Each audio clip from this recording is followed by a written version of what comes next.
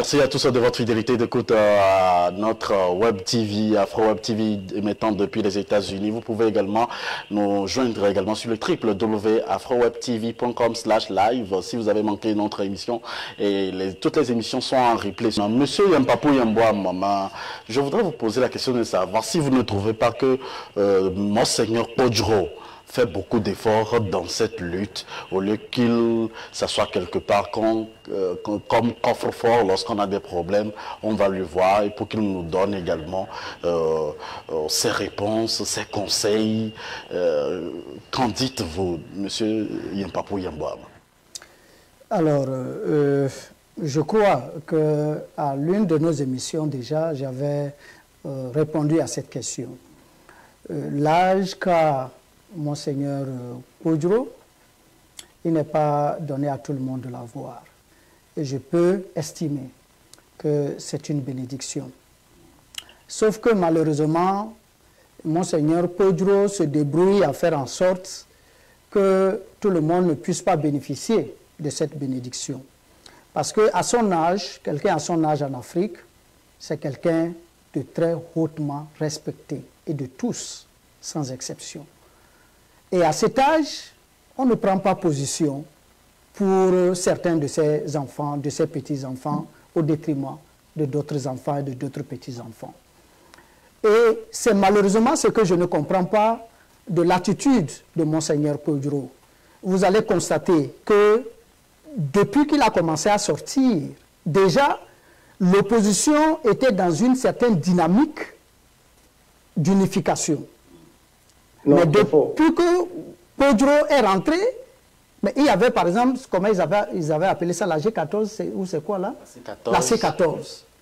Mais c'est pas quand même, ce n'était pas rien quand même. Même s'il y avait des problèmes, les opposants avaient quand même appris à commencer à se mettre ensemble pour porter ensemble quelque chose pour le pays. Mais depuis que Podjro est rentré dedans, qu'est-ce qui s'est passé? On a trouvé une opposition plus divisé que jamais. Plus divisé que jamais. Et donc ça, c'est des réalités aussi qu'il va falloir que nous acceptions. Je crois que Podjro, effectivement, a un rôle à jouer, sauf qu'il le joue mal. Son rôle devait être un rôle d'unificateur, de rassembleur, et tel qu'il est, il aurait pu faire effectivement que ce qu'il a échoué à la conférence nationale, il puisse le rattraper aujourd'hui à son âge actuel. Parce que vous allez constater que même les partisans du pouvoir essaient quand même de respecter son âge. Et c'est à cause de ça que malgré toutes ces sorties, malgré tout ce qui est fait, on ne le convoque pas, on ne l'arrête pas. Ça veut dire quand même que quelque part, les gens quand même respectent son âge. Mais pourquoi ne pas utiliser par exemple cela pour effectivement aller dans le sens d'unir tous les Togolais plutôt que d'aller justement se forger une place quelque part qui empêche finalement certains concitoyens à pouvoir l'approcher. Et ça, c'est véritablement regrettable parce que même au niveau de l'Église, il y a de la scission à cause de sa personnalité. Les gens ne savent plus où aller, justement, à cause de son positionnement. Vous comprenez? Donc, pour ça, je ne suis pas du tout d'accord et je pense qu'il doit revoir ce positionnement-là pour que ça puisse être un positionnement bénéfique pour l'ensemble du Togo et non seulement pour un seul cas. Maintenant, je voudrais revenir par rapport à la concitoyenne qui nous a fait l'amabilité d'appeler pour faire voir son opinion. D'abord, je voudrais la féliciter et l'encourager très souvent à appeler effectivement pour faire voir ses opinions. C'est très important. Et par rapport à ce qu'elle a dit, je ne pense pas qu'il puisse exister un seul Togolais, même du Parti UNIR, qui puisse avoir quelque chose à redire par rapport à ce qu'elle a dit. Parce que c'est des problèmes que nous vivons de manière concrète. Sauf que la sœur doit comprendre que quand nous venons à cette émission-là, nous venons débattre d'un thème précis. Vous comprenez? Et le thème d'aujourd'hui était en rapport avec justement les activités de Monseigneur Pedro, liées donc à la dynamique Pedro. Et c'est dans ce sens-là qu'il faut comprendre le débat. Et dans ce débat, il est revenu donc la question des présidentielles. C'est dans ce sens qu'il faut comprendre les positionnements qui ont été pris. Sinon, nous avons tous été unanimes, aussi bien ceux qui sont sur le plateau, ceux qui sont en duplex, que ceux qui ont effectivement appelé. Tout le monde reconnaît les problèmes que le Togo vit. Et je peux effectivement dire que oui, il se peut que ce que nous vivons soit en relation forcément avec le fait que nous n'avons pas connu d'alternance. Mais ce n'était pas le sujet du jour. Donc si la sœur essaie de revoir certaines thématiques qui sont déjà passées, par exemple les thématiques sur la vie chère, la sœur va comprendre que nous n'avons pas fait de cadeau. Même, il y a eu une émission dernière où j'ai tenu avec un Béninois qui dépeignait la situation d'une certaine chose. Si elle m'a suivi ce jour-là, elle va comprendre que non, on n'est pas en train de faire un cadeau, d'accord, au gouvernement togolais. Mais nous discutons en fonction des thèmes et nous ne pouvons pas sortir du thème comme ça pour aller discuter d'autres choses. Mais ce que je peux vous dire, aussi longtemps que les Togolais ne vont pas savoir ce qu'ils veulent, nous n'allons pas nous en sortir. Parce que vouloir faire croire que tout ce que nous vivons aujourd'hui est seulement l'apanage du pouvoir en place, je dirais que c'est faux. Parce qu'en 1993, si ma mémoire est bonne, la population togolaise a voté majoritairement à l'Assemblée nationale pour l'opposition. Et l'opposition avait tous les moyens pour, en son temps, opérer les modifications qu'il fallait au niveau de la Constitution et de toutes les autres lois. Mais quelle ne fut pas notre grande surprise quand ceux-là qui se disaient être des opposants, juste pour une question de poste de Premier ministre, des gens qui se disaient de surcroît intellectuels, ont accepté prendre leur parti politique, leur voix, que le peuple leur a donné en fonction de leur position d'opposition pour aller se rattacher au parti RPT en son temps. Parce que quand nous parlons de l'histoire du Togo, il ne faut pas aussi qu'on oublie effectivement ces événements-là. Alors, quand des gens se comportent comme ça, quel est le message qu'on apporte aux populations? La population togolaise est de tout le temps trahie par ses leaders politiques, que ce soit du parti au pouvoir ou que ce soit de l'opposition. À un certain moment donné, vous allez constater que depuis les années, après les années 98, vous allez voir que quand on parle des élections, ça n'intéresse plus les gens.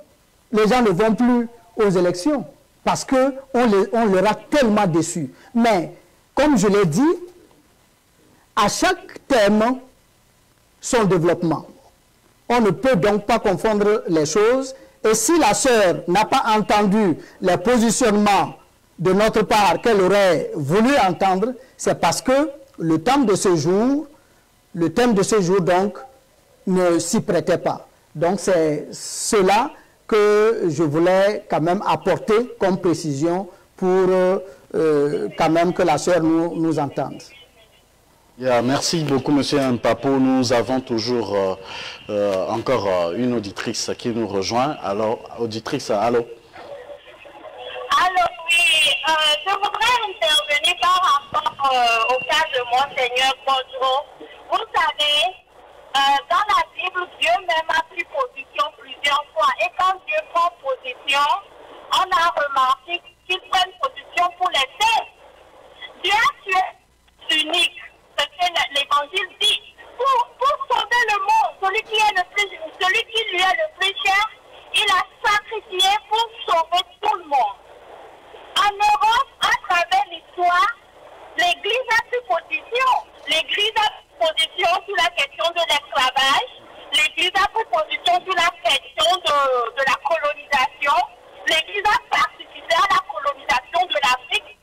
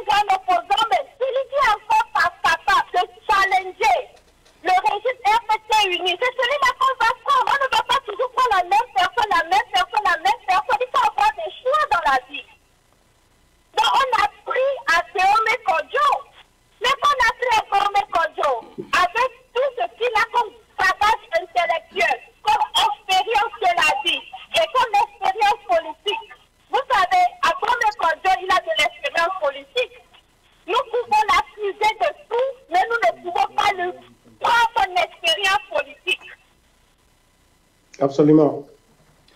Merci de nous avoir appelés. Merci à vous tous qui essayez également de contribuer de près de loin également à cette émission. Vous pouvez également retrouver une autre émission Avis de la Diaspora en replay sur notre chaîne YouTube Avis de la Diaspora, sur FM Liberté également, sur Afro Web TV sur YouTube. Allez-y tout simplement, abonnez-vous et partagez également avec vos amis. Parcourez également nos émissions et regardez ce qui a été déjà fait, c'est très important également. Je sais que je donnais tout à l'heure la parole à Dr Omar Rickson qui vient de créer également sa chaîne YouTube. Je viens de voir qu'il y a également beaucoup de vidéos qui sont en train d'être faites et d'être publiées sur sa chaîne YouTube également.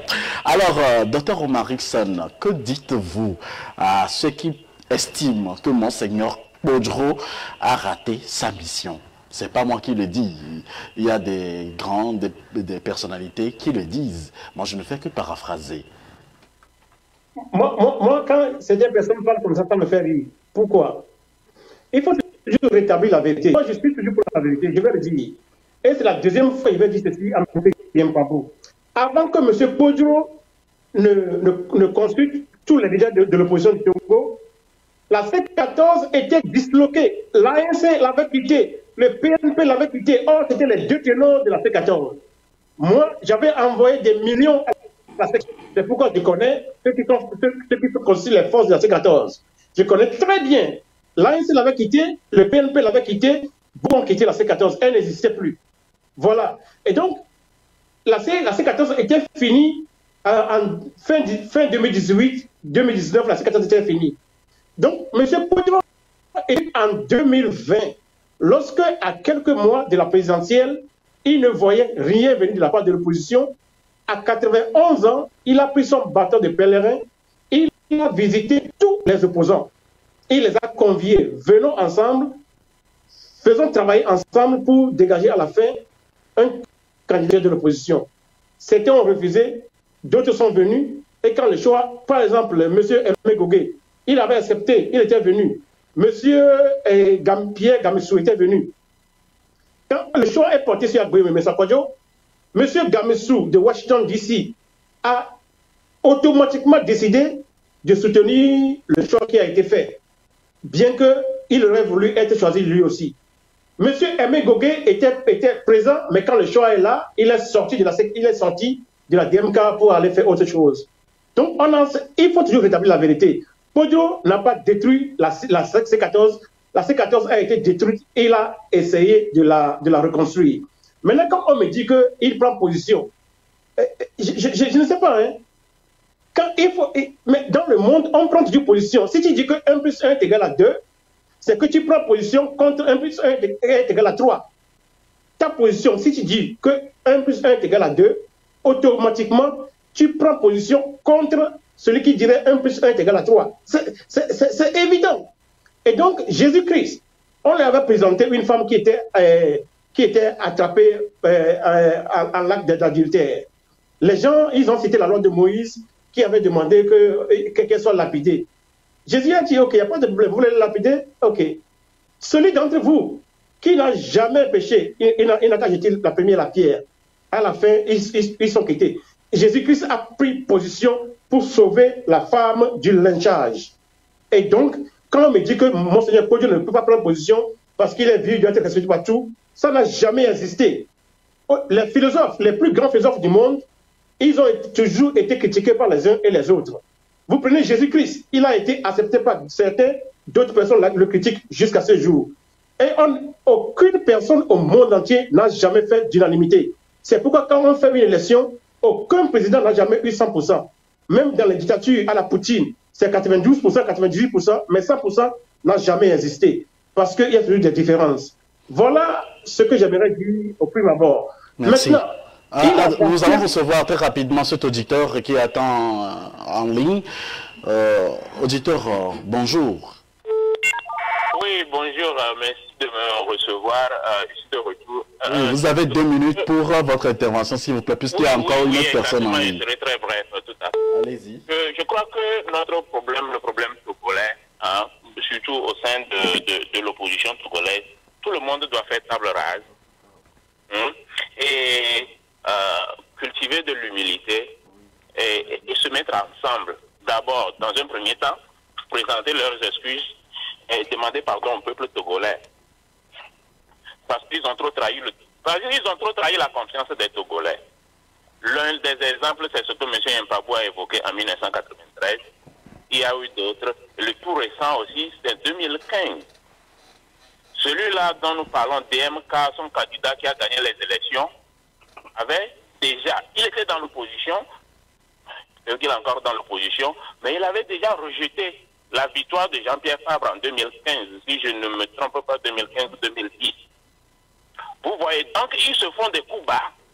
C'est pour ça que j'ai dit, c'est-à-dire que, ok, tu m'avais rejeté, pourquoi tu veux que je te soutienne aujourd'hui? C'est pour ça que je viens de dire tout à l'heure que nous devons être humbles, ils doivent être humbles, reconnaître leur tort, mettre bas la terre, comme on dit, et s'asseoir et discuter entre eux. Et dans un premier temps, avant de s'adresser au peuple, leur message doit être un message de pardon au peuple togolais. Et maintenant, sur cette base, parce qu'ils se sont assis, ils se sont parlé, ils se sont compris, sur cette base, mettre des plans en place, des stratégies en place, pour discuter. Moi, je dis toujours ça, hein, discuter avec le régime, parler avec le régime et travailler avec le régime pour garantir les élections, puisque c'est de ça qu'il s'agit. Vous ne pouvez pas, on ne peut pas être ailleurs, loin, discuter, j'ai gagné, j'ai gagné, j'ai gagné, j'ai gagné. Nous sommes en train de parler de j'ai gagné à combien d'années maintenant? 2 ans, 3 ans. Les élections de 2020, là, c'est déjà passé. Et donc, comme vous l'avez dit, je ne vais pas trop... C'est ça le problème d'aujourd'hui, l'opposition doit s'asseoir, toute la classe politique togolaise. Il ne faut pas dire je suis plus opposant que toi, tu es mieux que moi, parce que tous ils travaillent pour le bien-être du peuple. Je ne pense pas que quelqu'un travaille contre le bonheur du peuple, pour le bien-être du peuple. Donc, s'asseoir, travailler, parce qu'ils se font trop de coups bas, demander pardon au peuple, parce qu'ils se sont assis pour s'entendre entre eux et mettre des plans stratégiques en place pour aller discuter avec le régime et garantir à obtenir ce qu'ils veulent. Merci. Moi, j'ai à dire. Merci, monsieur. Alors, nous avons toujours un autre auditeur en ligne. Auditeur, bonjour. Oui, bonjour, c'est Wadja qui revient. Allez-y. Allez-y, monsieur Wadja. Oui, 2 minutes, s'il vous plaît. Je voudrais faire des éclaircissements sur ma première réaction. J'ai compris que mon frère Romarickson a mal pris cela et il fait des comparaisons par rapport peut-être au niveau d'études pour dire qu'il maîtrise plus le domaine dans lequel il intervient. Mais je voudrais dire que ça a été toujours l'erreur des Africains et l'erreur des Togolais. C'est-à-dire, on pense être plus intellectuel de sorte que, si tu vois l'opposition au Togo aujourd'hui, ce sont des gens intelligents, ce sont des gens intellectuels, mais qui négligent les autres personnes qui apportent leur idée. Et c'est ce que l'autre auditeur qui a appelé disait. Il faut écouter les gens, pas parce que vous avez un certain niveau d'études, ça veut dire que les autres proposent des idées, ce ne sont pas de bonnes idées. Moi, par exemple, particulièrement, je vais proposer une idée à l'opposition togolaise, pas seulement à la DMK, c'est qu'il y a des révolutions dans d'autres pays qui ont abouti au départ des chefs d'État dictateurs. Mais il n'y a jamais eu ce genre de marche au Togo et ça ne peut pas marcher. Pourquoi? Parce que si nous voyons les marches qui sont toujours organisées au Togo, que ce soit de l'opposition, d'autres oppositions avant ou de la DMK aujourd'hui, c'est une démarche pour réclamer le départ du président. Ça ne peut pas aboutir. Il faut partir des problèmes de la société. Tout le monde connaît le problème du Togo. La sœur vient d'appeler, elle a listé un certain nombre de problèmes que tout le monde est conscient de ces problèmes-là. Pourquoi l'opposition togolaise, je ne parle pas de la DMK seulement, l'opposition togolaise n'organise pas des marches à travers la société civile à partir de ces problèmes-là? Je veux parler de la vie chère au Togo, le sous-emploi, la famine, il y a la pauvreté, il manque d'infrastructures, les hôpitaux. La dame là est décédée, la dernière fois nous parlons de ça. Pourquoi il n'y a pas une marche gigantesque des Togolais au Togo, l'opposition de la société civile? Même les membres du parti au pouvoir vont participer à ce genre de marche-là. Il faut organiser des marches pour les problèmes de la société. Et c'est en cherchant à résoudre les problèmes de la société qu'on aboutit au départ du chef de l'État.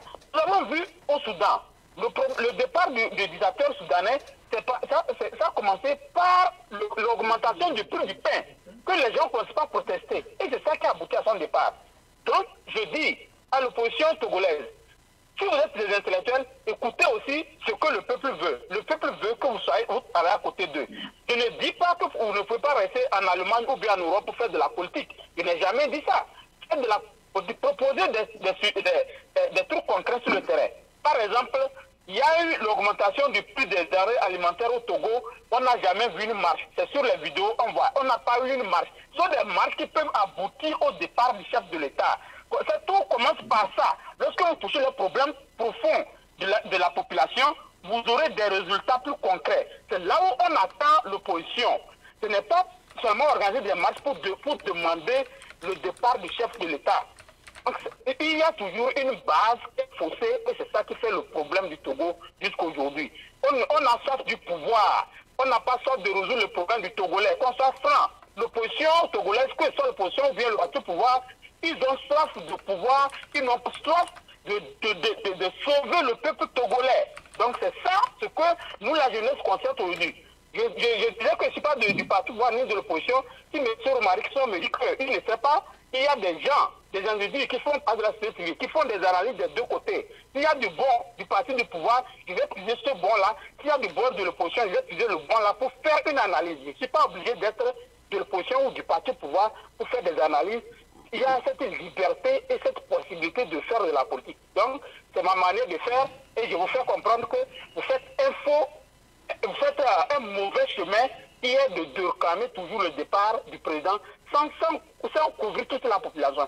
Merci. Les problèmes de la société civile et les gens vont vous soutenir. Merci, M. Wadja, de nous avoir appelés et nous sommes à la fin donc de ce numéro de votre émission Avis de la diaspora. Nous espérons avoir de nouveaux docteurs, Romain Rickson et puis M. Mpapou Yemboa. Mais pour l'heure, je vais donner 2 minutes à chacun de nos panélistes pour clôturer ce débat. Et le reste, on va se retrouver le samedi pour d'autres sujets également sur AfroWeb TV. Docteur Romain Rickson, je vais vous laisser terminer votre intervention en 2 minutes avec votre conclusion en même temps.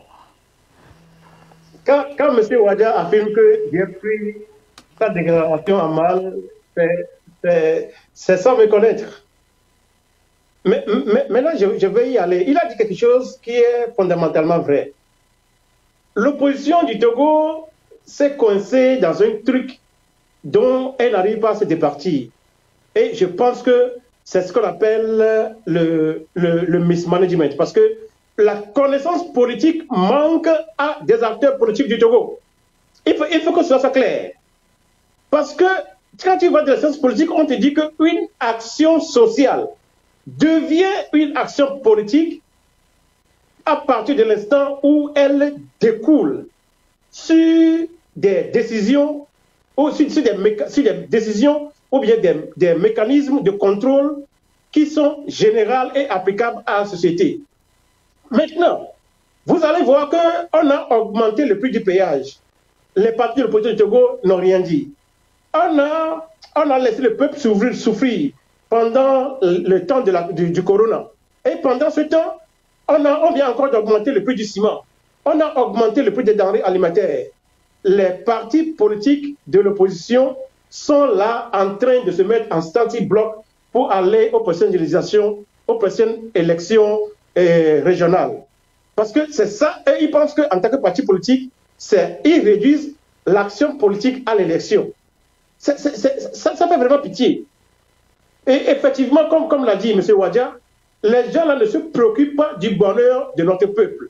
C'est pourquoi, pour eux, ce qui les concerne, c'est aller aux élections, avoir des positions pour gagner de l'argent.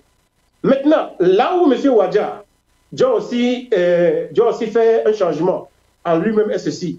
Au lieu de toujours prescrire aux gens ce qu'ils doivent faire, que M. Wadja aussi se lève, il se dit aussi, il est aussi togolais, il dit qu'il aussi veut le changement.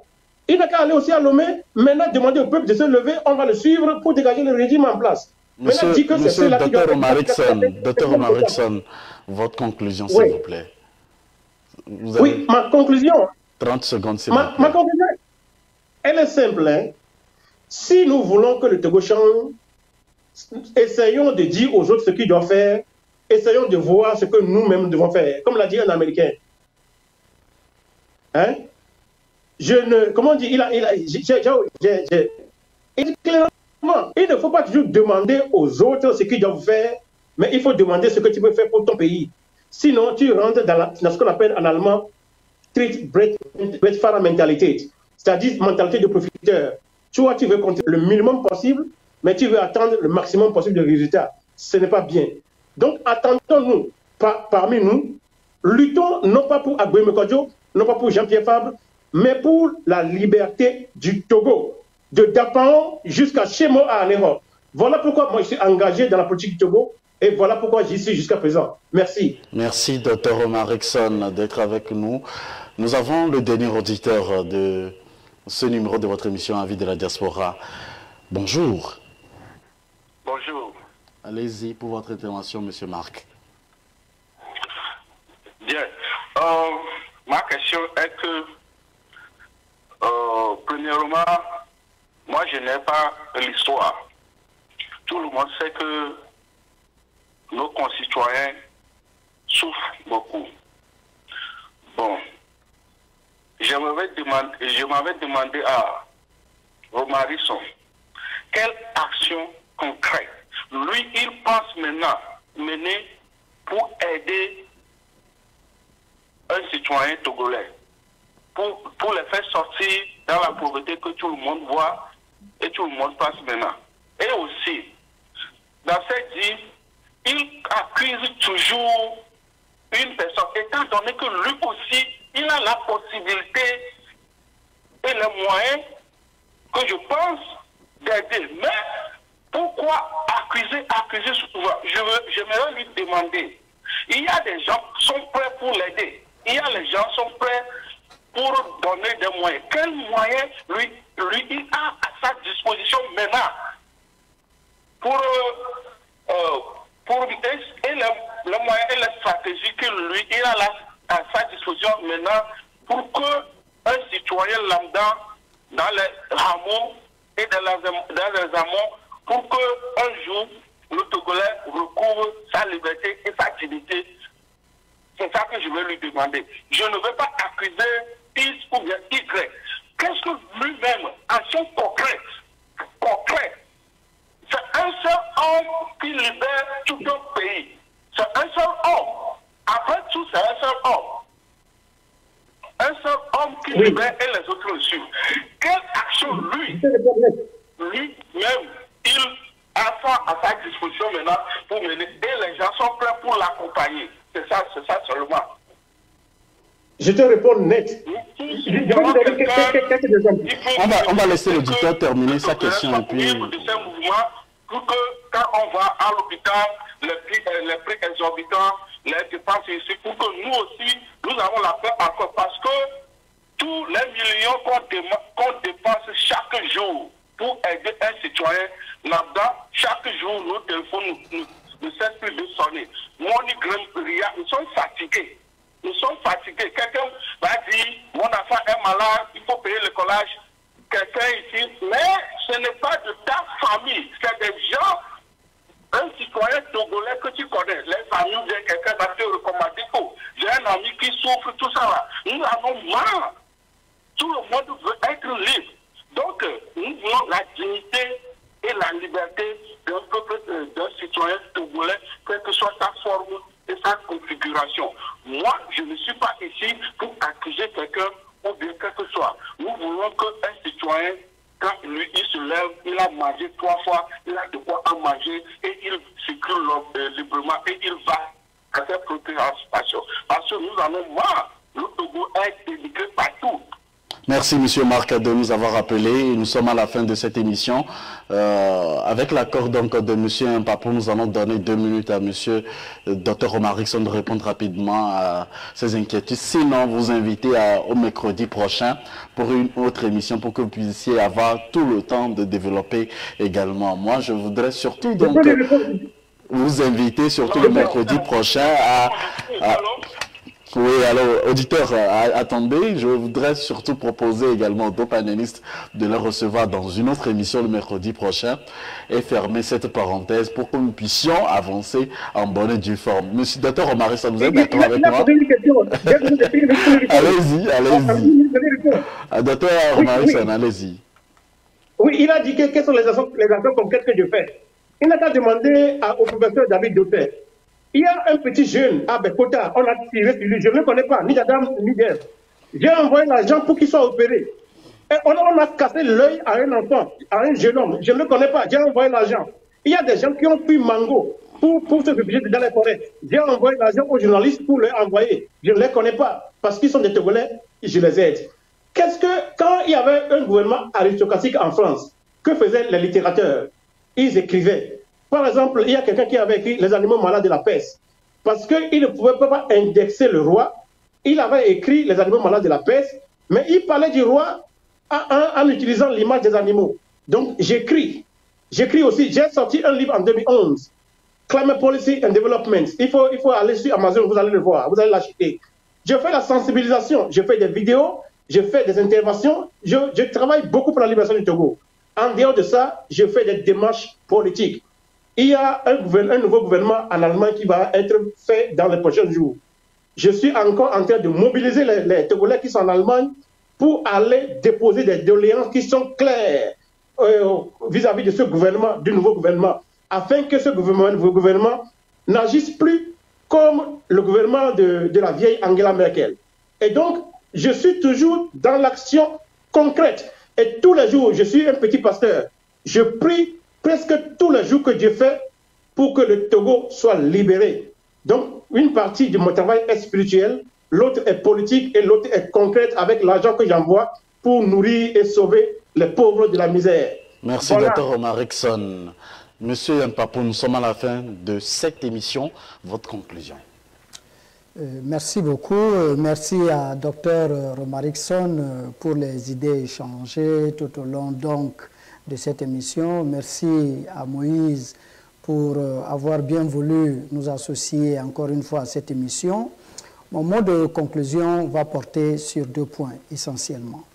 Par rapport au positionnement de Monseigneur, je voudrais rappeler que l'Église au Togo s'est toujours positionnée pour la vérité. Et je peux vous sortir à une prochaine émission toutes les déclarations de l'Église togolaise qui ne faisait pas de cadeaux au pouvoir en place. Mais cela rassemblait tous les Togolais. Mais qu'un prélat, et de surcroît de son âge, prenne position pour un parti politique, c'est de ça qu'il s'agit. Je trouve que c'est dommageable pour la nation. Mon deuxième point s'articule autour de la question que Dr Romarickson m'a posée entre-temps, de savoir ce que moi je fais concrètement. Et il a même souhaité que je puisse me présenter aux élections. N'étant pas un acteur politique, je ne pourrais malheureusement pas me présenter aux élections, mais il n'est pas exclu que du jour au lendemain, mon opinion change sur la question, et si c'est le cas, je le ferai dans un autre cadre. Mais au jour d'aujourd'hui, pour tous ceux qui ont connu un PSP, aujourd'hui IADA, pourront donc vous renseigner. Nous sommes l'une des rares structures panafricaines qui mettent de l'action au bout de la parole. C'est pour ça que mon association, depuis sa création, lutte pour l'unité de tous les Togolais, l'unité de tous les Africains. Mon association regroupe les membres de partis politiques de tous les horizons de notre pays, des membres de la société civile, parce que nous estimons que les barrières politiques ne sauraient être des raisons suffisantes pour empêcher les Africains d'agir. Et je vous invite Dr Romarickson, a supporté cette initiative parce que aujourd'hui, pour ce qui avait déjà été fait, je l'ai tellement cité ici à des émissions, revenir va allonger ma conclusion. Mais pour des actions futures, je vous informe que mon association, en partenariat avec d'autres, ambitionne de lancer très prochainement une usine de transformation de la tomate au Togo. Ça, c'est des actions concrètes qui vont dans le sens de soutenir effectivement les populations en termes justement de moyens financiers pour être elles-mêmes capables de décider de ce qu'elles veulent. Vous comprenez que je ne suis pas quelqu'un qui parle beaucoup de ce que nous faisons, mais justement, moi seul, je ne pourrais le faire. Mon association comptera donc certainement sur les uns et les autres. Et notre ambition ici aux États-Unis, c'est de faire en sorte à trouver par exemple une centaine de personnes qui accepteraient par exemple mettre ne serait-ce que $1000 dans la cagnotte, de façon à ce que nous puissions mobiliser dans le cadre de ce projet-là $100 000 pour que nous puissions partir justement en partenaire fiable et surtout ayant un pouvoir de décision dans cette initiative-là d'installation d'usines de transformation de tomates. Donc, merci encore une fois et que mes camarades de l'association m'en excusent. Je n'ai pas été invité au titre de mon poste de président d'association, mais une question m'a obligé effectivement à donner donc cet éclairage-là. Et merci encore une fois à tous les téléspectateurs qui sont intervenus et vivement que les Togolais se mettent la main dans la main pour effectivement faire avancer le pays. Merci beaucoup, M. Mpapour, d'avoir été des nôtres aujourd'hui. Je rappelle à tous les téléspectateurs et à tous les auditeurs que vous êtes président de IADA et membre de la société civile, analyste politique. Vous ne cessez également d'apporter votre pierre à l'édifice. Merci pour votre temps que vous nous avez accordé. Dans cette émission également, nous avons eu le privilège d'avoir par duplex Dr Romarickson à l'Oignon. Vous êtes acteur politique activiste, vous êtes membre de la dynamique Monseigneur Podro. Et merci à vous également de nous avoir accordé ce temps. Et merci à tous ceux qui ont pris le soin de partager cette émission qui sera en replay sur notre chaîne YouTube Afro-Web TV. Veuillez également partager également cette émission avec les uns les autres. Que l'Afrique gagne, vive également le Togo et que Dieu bénisse l'Afrique. Bonne suite de nos programmes sur Afro-Web TV et également n'oubliez surtout pas également de vous abonner à notre chaîne YouTube. C'est très important d'élargir également la grande famille des téléspectateurs chaque mercredi et chaque samedi à partir de 11h, heure de Chicago, et également 12h à New York ou encore 16h à GMT. Nous serons présents. Vous pouvez également proposer également des thématiques qui vous intéressent sur le +1 319 462 89 119. Dr Romarickson, merci à vous. Monsieur Mpapour, merci à vous aussi. Et bonne suite de nos programmes sur Afro-Web TV. Que pensez-vous de l'actualité africaine cette semaine? Chaque semaine, nous vous invitons à décrypter l'actualité de la semaine avec nous sur votre télé Afro-Web TV. Retrouvez les analystes politiques pour donner les différents points de vue sur des sujets